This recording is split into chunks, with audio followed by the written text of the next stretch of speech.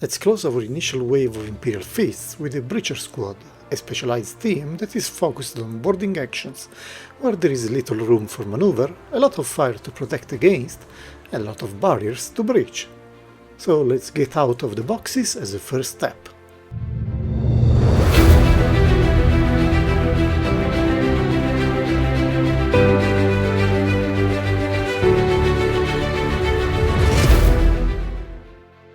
Let's start with our friendly breacher armed with a graviton gun, usual card box with a well-secured clamshell inside, where our breacher in Mark III power armor is.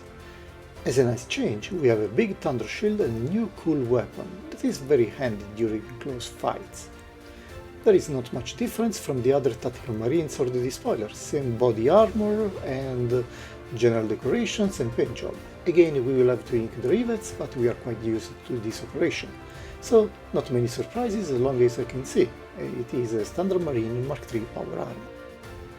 The first surprise is this big thunder shield that, to be honest, look a bit plain and yet not cheap. Then we have finally this graviton gun, a relic of the dark age of technology.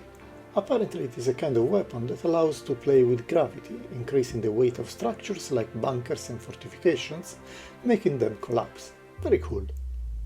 In addition, we have the standard bolt rifle and pistol that are a must for every transhuman super warrior in 30k. Collecting all of our three breachers together, there are not many differences, but their weapons and some decorations.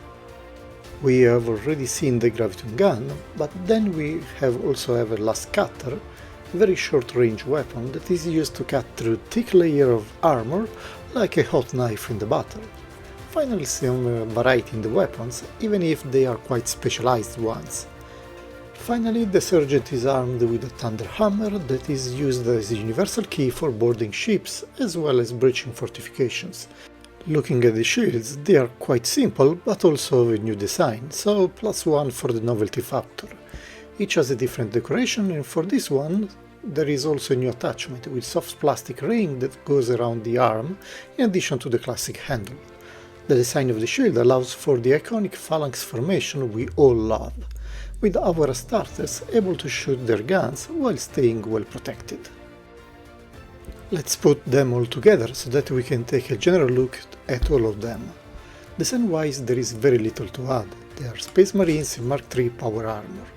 What really stands out are the shields and the weapons that really makes the difference. I personally like them much more of the despoilers, since they bring a lot of more variety to the game. If you are building an Imperial Fist Legion, you probably want to leave out the despoilers and get one or two more breachers instead. The phalanx formation is some way iconic for the Imperial Fists and their Legion traits, so it makes sense to have these in the ranks. I did not find any quality issues besides the lack of inking for the rivets, which is a deliberate cost-saving measure from JOYTOY. Nothing unsurmountable that I'm not able to fix myself anyway. I think that most collectors are now used to apply some touch-ups to their figures once extracted from the box. Being standard marines, there is not much difference in height, so they compare exactly the same like the other marines we have seen in the past, see the link up on the video. Finally assembling my legionaries all together, I can summarize also my conclusions for the first wave of the Imperial Fists. I'm waiting for the sale events to get some other terminators, and I will skip the Contemptor Dreadnought in favor of the Leviathan variant. All in all, this Imperial Fist wave has been pretty satisfying, a general high quality, no manufacturing defects, and some interesting design choices. The hero figures like Fafnir Ran are particularly to be praised. I also like the primarch Rogaldorn, even if he is objectively the less loved primarch. A Spartan treatment for a Spartan primarch. The biggest letdown has been Sigismund, which was quite plain even if you must factor in the hype effect. I expected Sigismund to be much more, and the final painting job was not really up to expectations. Again, something that I will have to play with in the future. Yes, there is a scale creep to consider when comparing to older releases, but it is completely minor, and I will expose 30k and 40k figures in separate stands anyway.